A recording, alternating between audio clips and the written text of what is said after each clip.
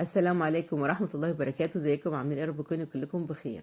لو انت بتشوفيني لأول مرة، اسمي رشا النشاوي ودي قناتي. ان شاء الله هنعمل مع بعض النهاردة وصفة جديدة وسهلة وبسيطة ومميزة كمان، وهي بسكوت جوز الهند من غير بيض. ازاي يا رشا؟ ايوه، بسكوت جوز الهند هنعمله مع بعض النهارده ومن غير بيض، وان شاء الله يكون احلى من اي بسكوت انت عملتيه قبل كده، وان شاء الله تعتمدي الطريقه والوصفه دي. لو انت شغاله اونلاين تقدري تعتمديه، خصوصا ان احنا داخلين على شهر رمضان الكريم وعلى الاعياد. هتقدري تضيفيه للمنيو بتاعك، ولو انت ست بيت تقدري تعمليه لبيتك بكل سهوله. تقدري تعمليه للانش بوكس، تقدري تعمليه مع كوبايه شاي، تقدري تعمليه لو انت طالعه رحله. لو انت كمان يعني راحه زياره لاي حد، ان شاء الله تلاقيه سهل وبسيط جدا. هقول لك كل تريكات وكل تفاصيله، واقول لك ايه البدائل بتاعته. بس يا ريت قبل ما ندخل على الفيديو ما تنسيش تعملي لايك وشير كتير للفيديو علشان يوصل لكل الناس. يلا بينا نسمي الله ونبدا في المقادير. معانا هنا مبدئيا 350 جرام دقيق نواعم بيكون ضعيف الجلوتين، ومعايا 150 جرام زبده، ومعايا هنا 75 جرام زيت، ومعايا 50 جرام جوز هند ناعم، ومعايا 100 جرام سكر بودر، ومعايا 20 جرام حليب بودر، ومعايا كمان 20 جرام كاستر، ومعايا 3 جرام بيكنج بودر. مبدئيا هنا هنحط الزبدة وندخل عليها السكر. مبدئيا هنا ممكن تستبدلي الزبدة بسمنة، مفيش أي مشكلة خالص. ممكن تعملي مقدار الدهون كلها على بعض سمنة، مفيش أي مشكلة. تقدري تعملي المقدار كله زيت، مفيش أي مشكلة خالص. تقدري تعملي جزء سمنة على جزء زيت، بس طبعا الطعم هيفرق عن ما تكوني عاملاه بزبدة. تمام، ادي اول بديل. تاني حاجة هنا من البدايل، ممكن تستبدلي ال 20 جرام الكاستر تستبدليهم ب 20 جرام نشا. تمام كده البدائل يا جماعه. ما تنسيش بقى الحليب البودر، ده بيدي تيست جميل جدا في الطعم، وبرده الكاستر بيدي لون كمان مع الطعم. جربوه ان شاء الله تدعوا لي. مبدئيا هنا خلاص نخلنا السكر على الزبده وقلبناها على بعض، وبعد كده حطينا عليها الزيت. ممكن تعمليه بالمضرب اليدوي عادي، بس انا كانت ايديا بتوجعني فانا عملته بالمضرب لحد ما خلاص السكر يدوب كده مع الزبده، ولونه يكون فاتح وهش بالشكل ده. كده خلاص بعد ما اتضرب كويس بالشكل ده، هنبدأ نحط باقي المقادير الجافة اللي باقية معانا، وهي هنحط ال 50 جرام جوز الهند. طبعا جوز الهند بيجي من عند مستلزمات الحلواني، بيجي من عند اي عطار. اهم حاجة يكون نوع يكون كويس جدا. تمام، ده الشكل وده قوام الخليط اللي احنا عملناه. بعد ما حطيت جوز الهند، طبعا جوز الهند ما ينفعش يتنخل. بعد كده هبدأ انخل الكاستر، وهنخل كمان البيكنج باودر، يعني هنخل بقية المواد الجافة، وهنخل كمان الحليب البودر. وبعد كده هنبدأ ندخل الدقيق. طبعا يا جماعه ممكن ادخل الحاجات دي كلها قبل التصوير، بس بحب اعمله قدامكم علشان اللي مشغله الفيديو مثلا وبتعمل في الوصفه تفتكر ان لازم الحاجات دي تتنخل. هنا يا جماعه نخلت الدقيق، شلت حوالي كده عن 50 جرام دقيق او 20 جرام دقيق. ده يا جماعه لازم يتحط بالتدريج. اي وصفه مخبوزات او نواعم لازم تحطي الدقيق بالتدريج، حتى لو انت عملتي نفس المقادير دي قبل كده وتاني مره جيتي تعمليها لازم برضو تحطها بالتدريج. تمام.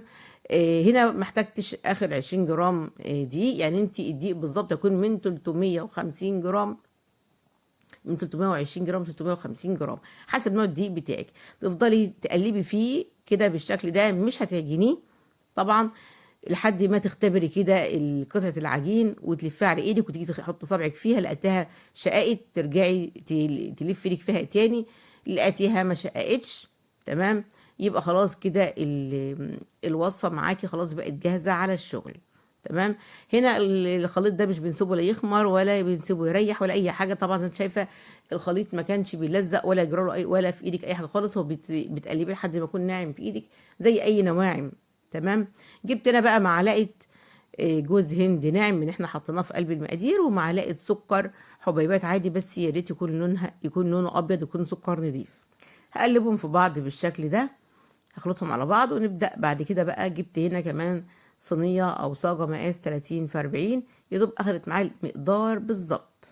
هنبدأ بقى كده نجيب العجينة كده حوالي عن 20 جرام لو انت بتوزني، ونبدأ نلفها كويس في ايدينا وننزلها في المقدار السكر على الجوز الهند دوك. واحنا بننزلها كده بايدينا كده نكون ضغطنا عليها ضغطة بسيطة وفردناها في الجوز الهند والسكر، ونقوم حاطينها في الصينية، ومع مراعاة ان احنا لازم نسيب مسافات عشان طبعا في معانا هنا بيكنج باودر، يعني البسكوتة هتريح شوية. شايفين ده الحجم بتاعها. حطيتها في جوز الهند والسكر، وهبدأ احطها في الصينية، مفيش اي مشكلة، ولا بتلزق في ايدينا، ولا هندخلها التلاجة، ولا اي حاجة خالص اطلاقا. تمام. ان شاء الله لو انت وصلت معايا لحد هنا ما تنسيش تعملي لايك وشير كتير للفيديو. لو انت لسه ما اشتركتيش في القناه يا ريت تشتركي فيها وتفعلي زر الجرس على كلمه الكل عشان يوصلك كل جديد اول باول. طبعا اي استفسار عن اي حاجه يا ريت تسيبولي في التعليقات، وانا ان شاء الله ارد عليكم. وان شاء الله برضو هسيب المقادير ان شاء الله في صندوق الوصف. شايفين انا عملت كده ورصيتها جنب بعض. طبعا لو انت شغاله بقى كده، وبص انا ليه تلاقيني بدعكها كده في ايدي كده كل مره، ده عشان الجو طبعا برضو كنت شغاله من بدري، فاحنا جو برد. ممكن لو انت لحظه تلاقي الخليط معاكي تكون تماسكت وتيجي تلفيها او تفرديها تلاقيها شقيت معاكي، فانت مش شرط ان انت تكوني خلاص خدمت العجين في الاول يبقى كده ما عادش هتشقق، لا طبعا. لازم كده تكون العجين ياخد حراره ايدك وسخونيه ايدك ويكون سايح كده وناعم وجميل معاكي. تمام. عملت كده يا جماعه الكميه كلها هتاخد معايا الصاجه دي بالظبط. مش هنفردها اكتر من كده، لو حابه تصغريها عن كده. انا طبعا الوصفه دي والله بامانه كانت في عميله طالبه مني بسكوت بيمبو، وكنت عاملاها في نفس اليوم، وقلت لها ان انا عندي بسكوت جوز هند جميل وجربيه. قالت لي ماشي، وفعلا والله العظيم بامانه عجبها جدا. وتاني يوم طلبت مني اوردر من نفس البسكوت ده، يعني خفيف وهش وجميل جدا، ان شاء الله يعجبك. هنا خلاص عملت كل الكميه. في التوقيت ده انا شغلت الفرن على حراره من 170 ل 180. لو انت هتشتغل في فرن البوتاجاز هيكون على 170 برضو سابق التسخين. هتحطيه على الرف اللي في النص بالظبط، مش هتوليه عليه من فوق اطلاقا. هو يدوب ياخد لون ذهبي من تحت ومن فوق. لو اخد لون من تحت ذهبي وما خدش لون من فوق، ارفعيه بس على حاجه عاليه او على الرف الاعلى منه من غير ما تشغلي الشوايه، ان شاء الله يحمر معاكي. ولو انت على حد ما ياخد بس من فوق لون ذهبي، يدوب بس جوز الهند ياخد لون اصفر بسيط جدا. تمام. لو انت بقى تشتغلي في فرن بالكهرباء هتشغلي عليه الفرن من فوق ومن تحت على حراره برضو من 170 ل 180. هتحطيها على اول رف خالص. طبعا في نفس التوقيت بياخد لون من تحت ومن فوق. لو ما اخدش معاكي لون من تحت ومن فوق، بعد ما ياخد لون من تحت هترفعيه على على الصاجه على الشبكه الرف الفوقاني. بس انا بالنسبه لي بياخد، جربت في فرن البوتاجاز وفرن الكهرباء، اخد لون تحت وفوق مع بعض من غير ما اشغل الشوايه في فرن البوتاجاز. في فرن الكهرباء طبعا كنت مشغله الاثنين مع بعض. تمام. شايفين شكله، شايفين لونه من تحت ومن فوق لون واحد ذهبي في منتهى الجمال. كل الصينيه لون واحد. طبعا هتضيرها كل فتره والتانيه، يعني بجد ريحته كانت ماليه المكان. ولادي جايين من الشارع يقولوا ايه الريحه الجميله دي، طعم وروعه في منتهى الجمال. بجد بجد جربوا الوصفه، ويا ريت تدعي لي، يا ريت تدعي لي، لان الوصفه بجد جميله جدا. خفيف مش تقيل على المعده، يعني بجد اكتر من رائع. كويس جدا للناس اللي مش بتحب البيض في البسكوت، يعني احلى من بسكوت النشادر واخف من بسكوت الزبده اللي احنا بنعمله للاعياد. يعني بجد هيعجبك جدا جدا. جربيه، ويا ريت يا ريت اللي جربه تدعي لي على الوصفه الجميله دي بجد. لو انت شغاله اونلاين يعني هيبقى صنف دخلتيه معاكي، خصوصا احنا داخلين على موسم. ولو انت كمان ست بيت تقدري تعملي لبيتك بكل سهوله، راحه زياره عندك ضيوف جايين، يعني حاجه سهله وبسيطه ومش بتاخد وقت معاكي اطلاقا. هتعملي الكميه الجميله دي. تمام. عدوا انتوا بقى عملنا كام واحده من 350 جرام دقيق او 300 جرام دقيق بس. هو طلع معايا حوالي تقريبا حوالي عن 800 جرام بسكوت. طريقه حفظه وتغليفه ممكن في الاطباق او في العلب اللي انت شايفاها دي تفضل معاكي اطول فتره ممكنه. احنا حاطين الزيت علشان يفضل مقرمش على طول، حاطين كمان الكاستر بيدي قرمشه برده جميله للبسكوته، بيحتفظ بيه ما يخلوش ياخد رطوبه.